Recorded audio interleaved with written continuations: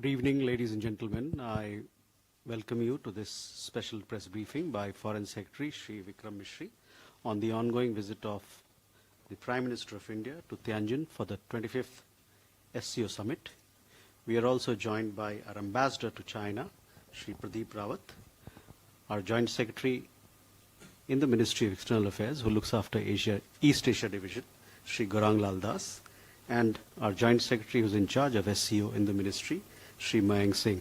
With that, I invite Foreign Secretary to make his opening remarks on the developments so far. So the floor is yours. Thank you, Randeep. Good evening, all. Thank you for joining us this evening. As you're all aware, Prime Minister is on a visit to Tianjin for the SCO summit taking place here. He arrived in Tianjin yesterday evening to a warm reception by the host government and subsequently a very vibrant cultural reception by the Indian community in Tianjin. Prime Minister's first engagement this morning was a bilateral meeting with President Xi Jinping of the People's Republic of China.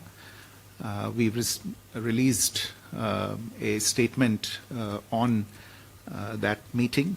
You would be aware of the details. Let me just fill you in on a couple of aspects of the meeting. As you're aware, this is the second meeting between the two leaders in the space of less than a year. There was their last meeting was in Kazan in October last year, where they had laid down certain strategic guidelines for the development of bilateral relations and set out certain goals to be achieved by the two sides. In their meeting this morning, both the leaders were happy to note the progress that had been registered, the actions that had been taken since the meeting in Kazan, and the momentum that had been maintained in bilateral relations since that meeting, especially in the domain of people-to-people relations. This morning, the leaders shared with each other their perspectives for longer-term growth and development of the two countries. They spoke about their respective understanding of principles for bilateral relations, which it is expected will help guide the future work of the two sides as we work on other aspects of the relationship. For instance, they both agreed that the two countries were primarily focused on their domestic development goals, and in this they were partners rather than rivals. It was also an element of consensus between them that a stable and amicable relationship between India and China can be to the benefit of the 2.8 billion people who live in the two countries. The common interests of the two countries outweigh their differences, and the two leaders also shared a consensus on the fact that differences should not be allowed to be turned into disputes. It was also understood that it is critical that India and China grow and cooperate if there is to be an Asian century and a functioning multipolar world order with a multipolar Asia at its heart.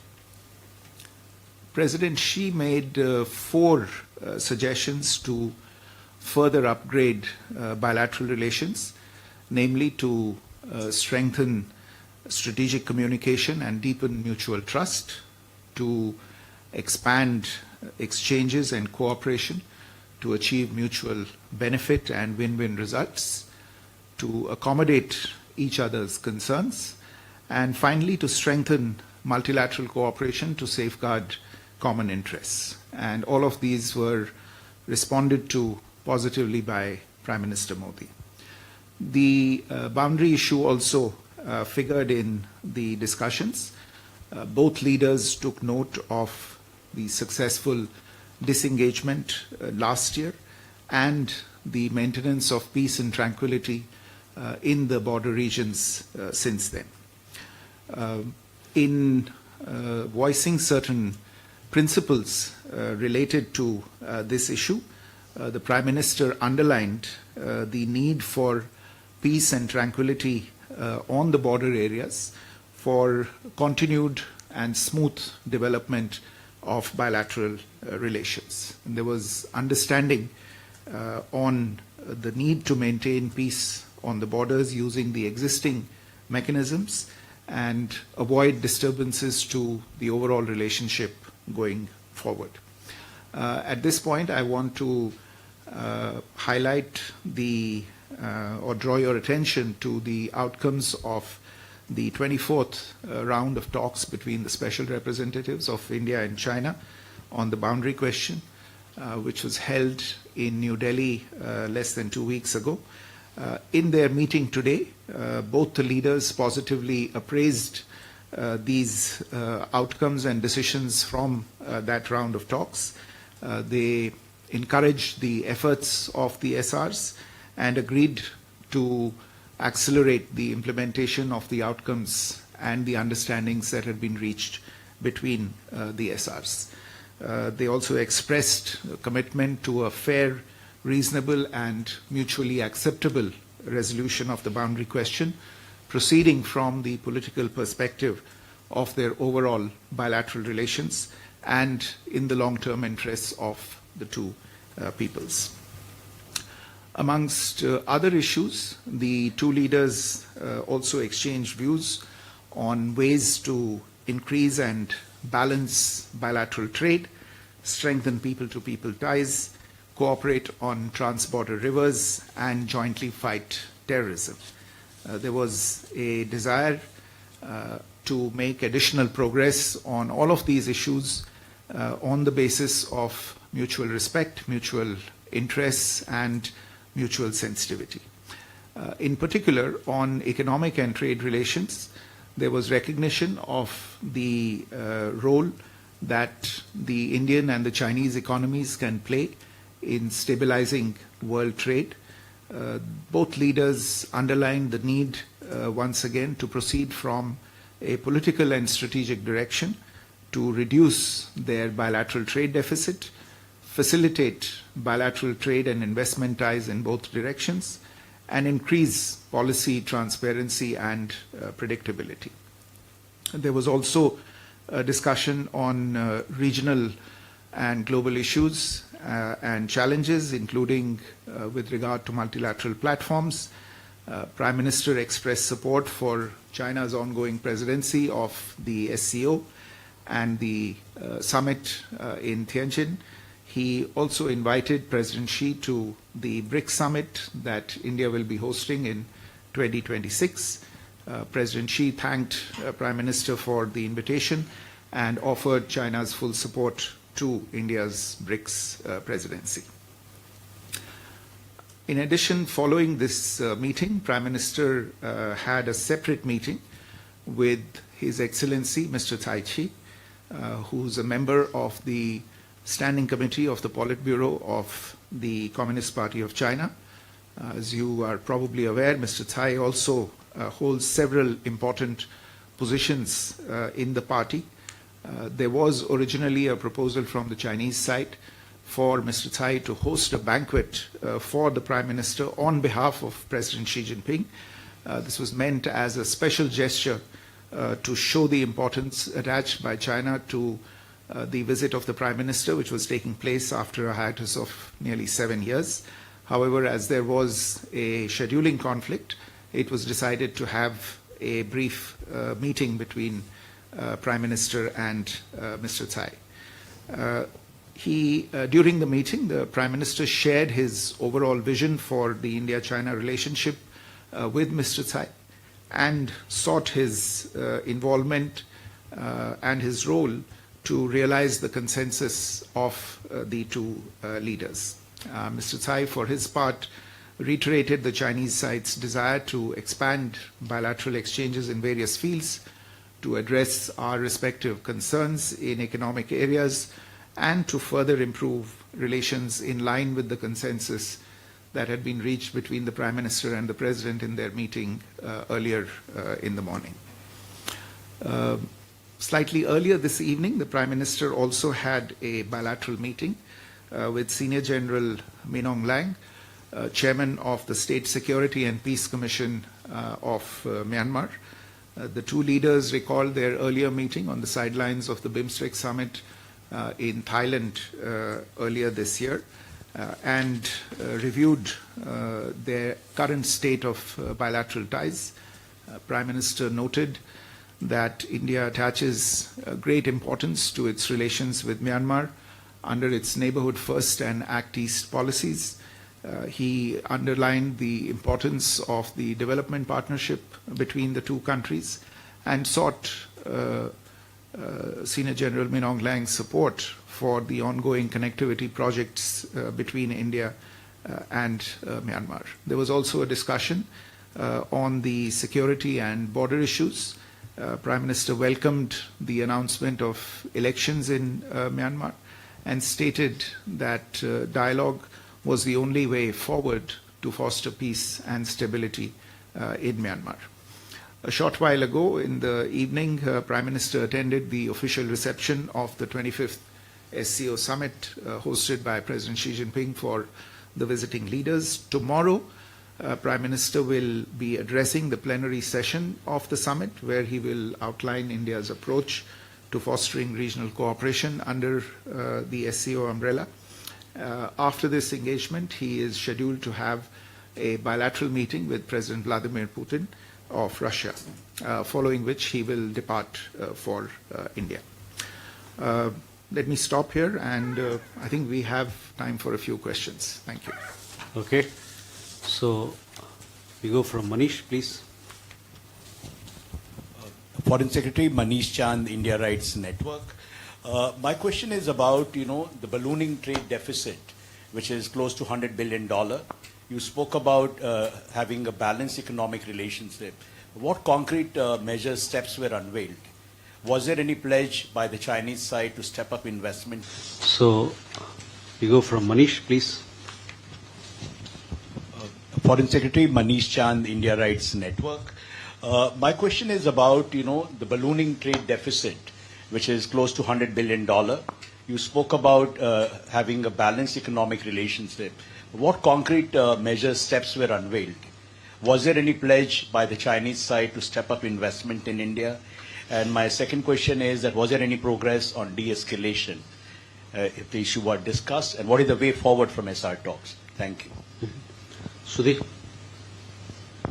So, Sudhir Ranjan from Bloomberg, sir. On the border talks, you did mention about the SR level talks. How does it go forward from here? In particular, the issue of delimitation that has been mentioned in the last joint statement. Uma. Umashankar, independent journalist. Umashankar Singh, independent journalist. मेरा सवाल ये है कि चीन की तरफ से जो बयान जारी किया गया है उसमें राष्ट्रपति शी के हवाले से कहा गया है कि उन्होंने प्रधानमंत्री मोदी से ये कहा, और मैं कोट कर रहा हूं, कि हमें सीमावर्ती क्षेत्रों में शांति और सौहार्द बनाए रखने के लिए मिलकर काम करना चाहिए और सीमा मुद्दे को समग्र चीन भारत संबंधों को परिभाषित नहीं करने देना चाहिए। सवाल ये है कि भारत क्या चीन के इस रुख से जो सहमत है, क्योंकि भारत पहले से कहता रहा है कि 2020 अप्रैल के पहले की यथास्थिति जो है वो पहली शर्त है दोनों देशों के बीच संबंधों को सामान्य करने की। Siddhant. Hi, sir. Siddhant from WION. Sir, how much was the discussion on the issue of cross-border terrorism, the terrorism emanating from Pakistan during the bilateral meeting between Prime Minister Modi and President Xi Jinping? And my second question is, Prime Minister mentioned about direct flights as well, announcements. Are we looking at any timetable when in next few months we are looking at direct flights? Megha. So I'm Megha Prasad from ABP. My question is about the conversation that President Zelensky had with Prime Minister Modi yesterday. And he puts out on Twitter, and he says that while he was talking to Prime Minister, he's also said that Ukraine reaffirms its readiness for a meeting with the head of Russia. Now, Prime Minister is meeting President Putin tomorrow. Is there some sort of an expectation from Ukraine that India would mediate? If yes, what's the stand that India would take in this situation? So we can take these questions first.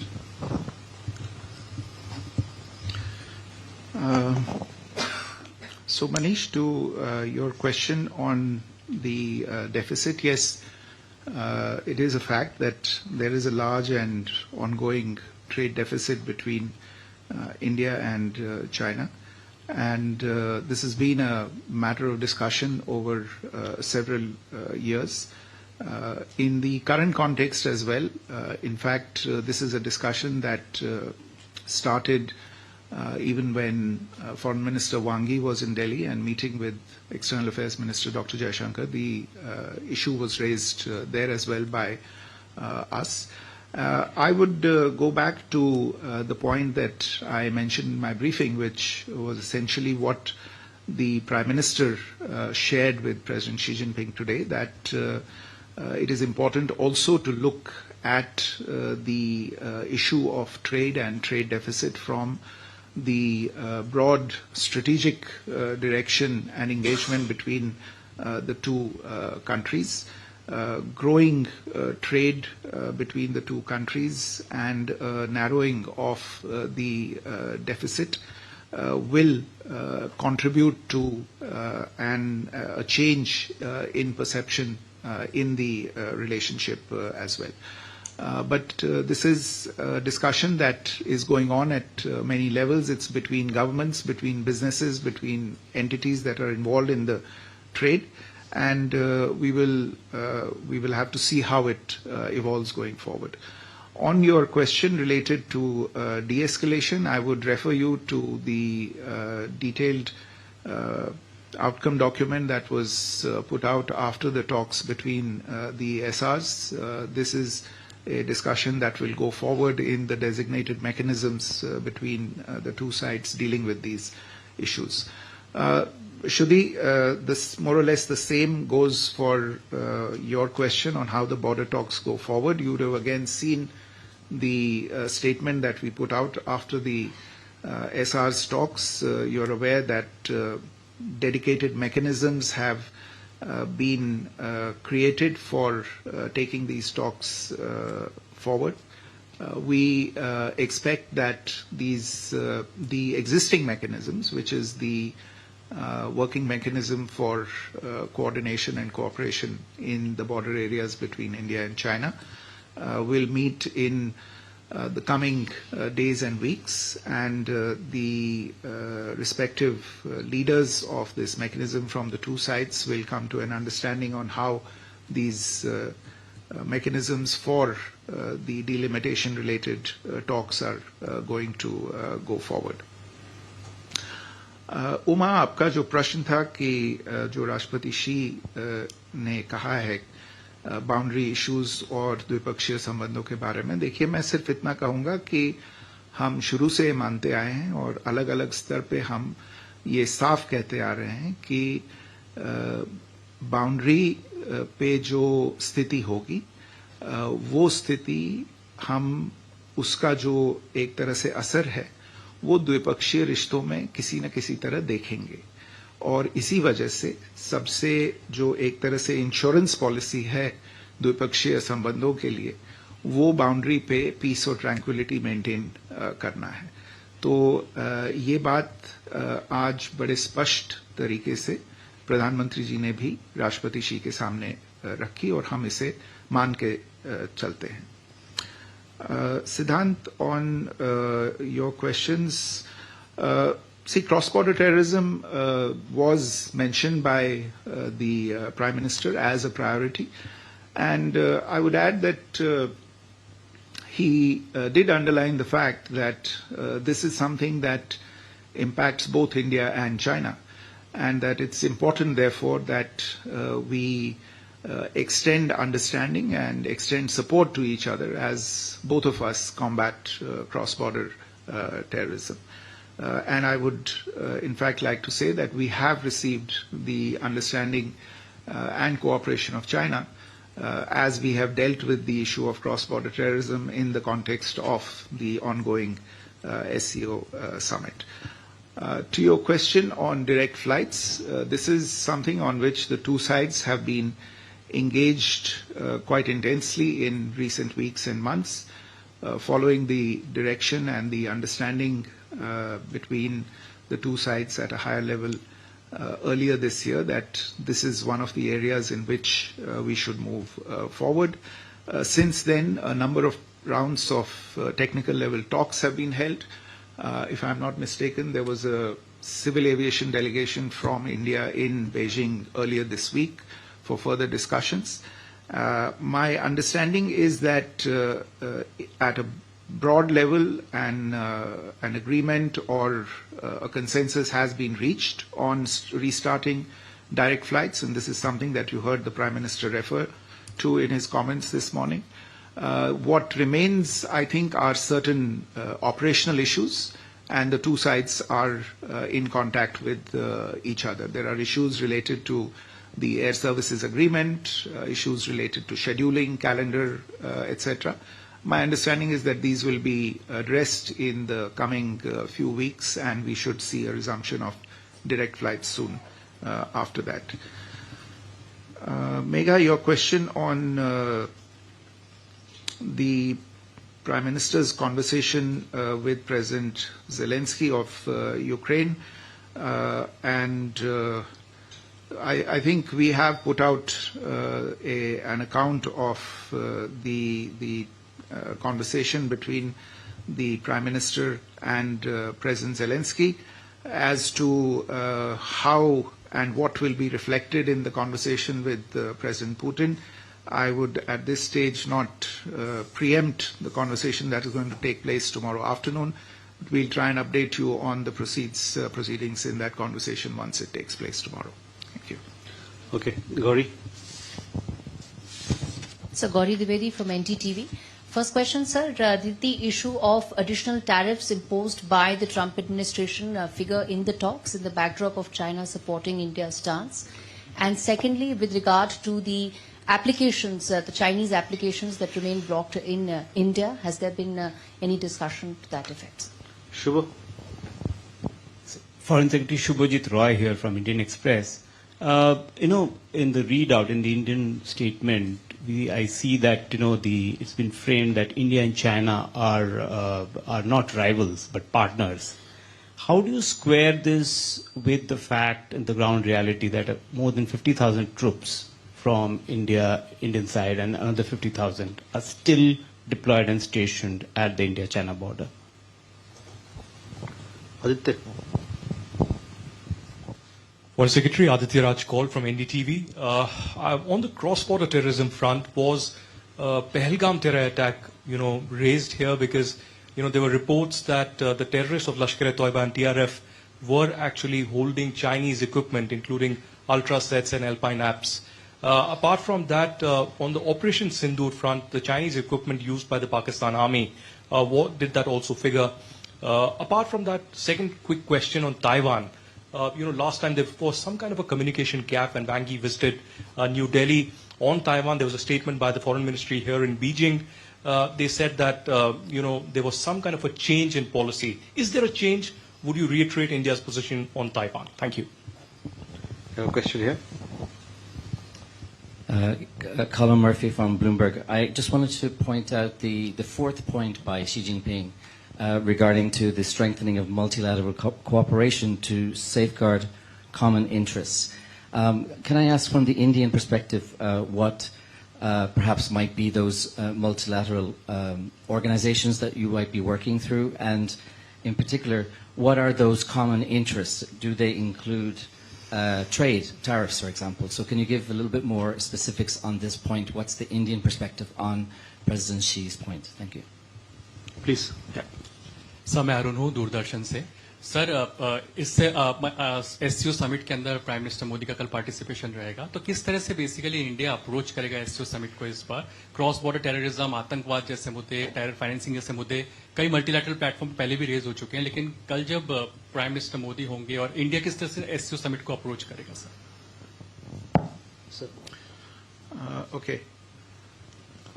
On the question related to Gauri's question on tariffs, etc. Look, what I'll say is that the two leaders discussed the international economic situation. They recognize the challenges that flow as a result of what we see happening around us. And the focus of the discussion, I would say, remained in the bilateral domain. Of course, they recognize as I said, they recognize what's happening on the international plane and the challenges it creates, but they tried to, in a sense, see how to leverage that for building greater understanding between themselves and how to, in a sense, take forward the economic and commercial relationship between India and China in the midst of these evolving challenges.